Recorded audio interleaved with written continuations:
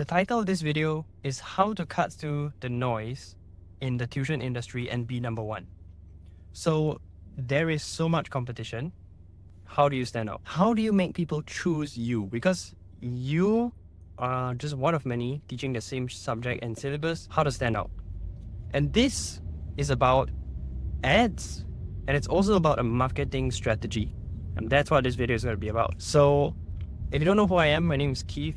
I'm the founder and CEO of That Bio Tutor. So we started getting students for this batch. I only teach one batch and one level, one subject. Sec 4, O-level, pure bio syllabus. Only one level, very specific, very niche. So in December last year, we opened class for this batch. Now, I'm recording this video is August, start of August. We now have 91 students since then. So you get a gauge of how fast we gain students. And actually recently, I felt like I'm getting too much students and I couldn't keep up with the onboarding process because I interview each student to build a relationship. And I was like, okay, we need to turn off the ads. So I reduced the budget to the lowest possible already. Yeah, so what I'm going to share is simply data that I have noticed from how many of the students joined. And so I'm 22 years old. I don't have a degree. I know nothing about nothing. So take this with a pinch of salt. I'm just sharing data and observations. And I'll let you make your own interpretations. I'll give you my opinion also. So every time a student joins, I have this short interview with them, like I mentioned, right? And I will ask them this question at the start. How do you come to find our class? Because then I can find what works, right? And repeat that so that I can get more students. And I noticed that a lot of them say this. They saw me on Instagram or TikTok and they saw my ads because I run ads there, especially Instagram. And they saw my free notes and they downloaded my free notes and they felt it was good. And so when they wanted bio tuition, they were like, oh, well, who do I know of? Oh, that one. Because they keep seeing it. So what I learned from this is two things. Number one, this familiarity increases the chance that they like you and they want to buy from you. And this is not me who comes up with it. I read this in several different places. I believe there was one experiment where they got college students to rank how attractive their classmates looked at the start of the term. And at the end, they asked them to rank again. And a lot of the answers increased. Not because the person became more attractive, but because they knew the person and because familiarity. Right? So that increases how much you like something just based on how familiar it is. So the more times they see an ad from this tuition, and the more times they hear about it, maybe from others as well, then the higher the chance that they will join because they're now familiar, they know, like, and trust you more, and then they will want to make a transaction. So familiarity, that was one thing I learned. So that's actually a benefit of running ads, even if it's not for immediate benefit. It still has that benefit of increasing familiarity in the marketplace, and I believe that in itself is a factor that increases the chance people want to buy. Next thing I learned was that you reap what you sow, and I'm now reaping a lot of what I've sown in the past. So in the past, I sowed, is that even a word? Sowed? Yeah, I sowed the seeds of the free notes, right? I made the free notes, I made the ads, and then I gave it to the public. So I didn't get anything in return immediately. And like the scary thing is most of these people tell me that they got the notes last year so these seeds took 1 year to finally bear fruit. And now they are my students. So why it scares me is that what if I stop sowing now? Then next year, I won't realize the detriment until 1 year later. I won't feel the pain until 1 year later. And then 1 year later, I'll suddenly be like, why am I not getting much students anymore? It's because I haven't been sowing for the past year. So that's what's scary about it, right? Like the benefit is the delay, there's a delayed reward, but that also means when you stop doing the right actions, you don't realize that you're making a mistake until like 1 year later. So it's a reminder to us to constantly sow for our future. And how I mean that specifically in the tuition industry is, it's a marketing strategy, right? Or now, by giving out value to the marketplace for free. Give before you get. And you will not get anything in return yet. Don't expect anything in return. You probably will get a small percentage in return now. And that's a bonus. Don't even like expect it. So always continue sowing more free stuff. And actually, I watched, I think, Leila Formosi YouTube video recently on branding, right? And after that, what I took away from it was brand lubricates the whole transaction. And that goes back to my first point of familiarity, right? Because they're familiar, the brand in their mind of that bio tutor in the marketplace, in the tuition industry, the options for tuition is at a higher positioning than others. And that lubricated the process. In fact, okay, so I interviewed one student just now before I filmed this video. And she said, student 1 joined the class, told student 2, okay, and now student 2 is in my class. Student 2's mom told student 3's mom, and then now student 3's joined my class. So I asked student 2, right, like, how did your mom even give the have the courage or have the certainty to tell the other mom? When you just joined, you don't even know whether it's that good yet. It's not like you have 1 month of experience here, right? So how come your mom already said? And then she said, you seem good. She just said that you seem good. So in that statement, a lot of factors went into that, I believe. One of them is definitely the social media presence, the ads that she saw, the notes that we have, the testimonials that we have on our website. So you see, that's why business in one niche gets easier the more you do it, and that's why focus is so important, because the compound effect is real, and I'm feeling that now, and I'm very grateful for it. So brand lubricates everything, and as you can see, that brand, the presence of our brand, definitely her mom telling another mom about our tuition, and of course all of them joining, it was so lubricated by it. So after I realized this from the Leila Hormozi video about brand lubricates the process, then I was just like, okay, what can I do to increase the brand? Because I noticed the things that the students keep saying relating to our brand is free notes because they got stuff for free. Okay, another one which I just remembered is our free crash courses that we held like months ago. And some of the students, they joined, right? So I interviewed one like I think last week, and then she said she only joined like 2 to 3 weeks ago. And I asked her, how did you find our class? And she said months ago she joined this crash course that I held for free, and it was quite good. So that's why she knows the teaching is good, and that's why she joined now. So you really reap what you sow, and it's like months or even years, right? But the compound effect is real, and delayed rewards are a real thing. And that's why I had this saying to myself that hard work always pays off. It may have a time delay. It usually has a time delay, but it will always pay off. Either in the outcome, that means you reach your goals, or in learning. That is, you became better and smarter and wiser. So, back to branding, right?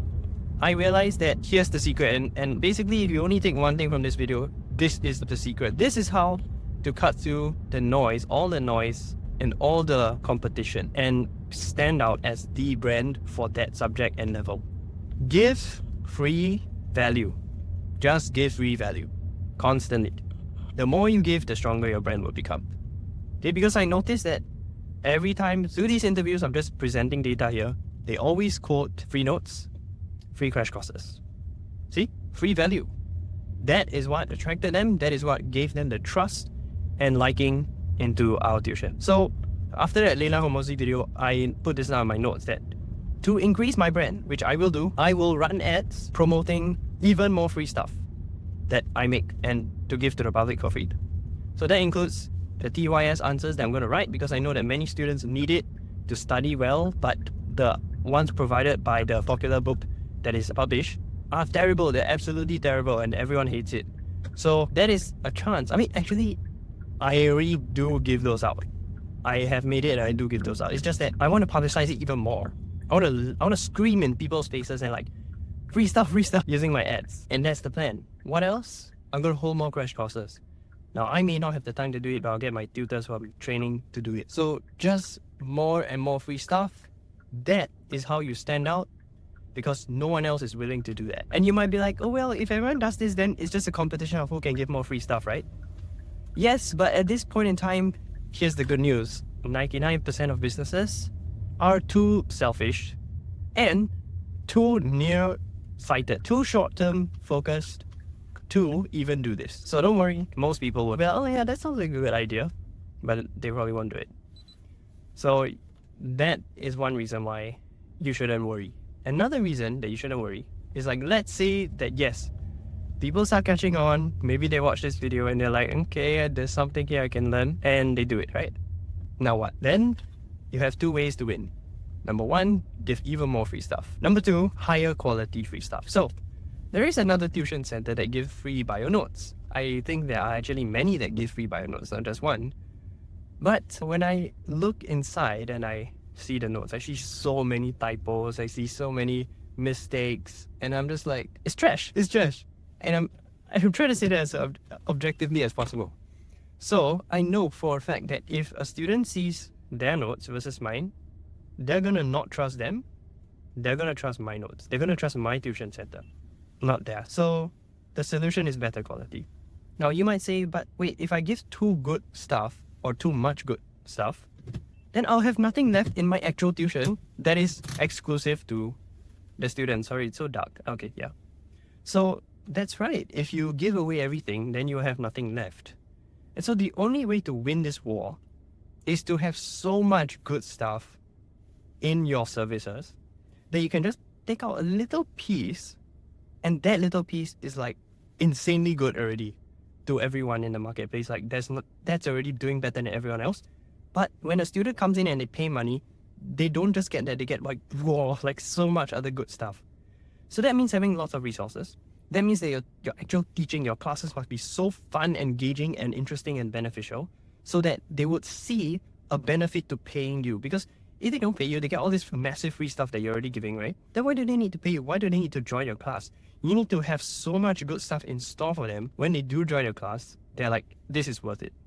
Okay, this is worth it. And I see the benefit to paying because this exclusive stuff is just so important and so worth it. So yeah, if you want to win this war, firstly, it's very easy because most people don't even do it. Secondly, even if the war starts because other people are starting to do it, it's okay, you just give better. And the way to give better is that you need to be that good. And how to be that good is you need to actually be competent and good at what you're doing.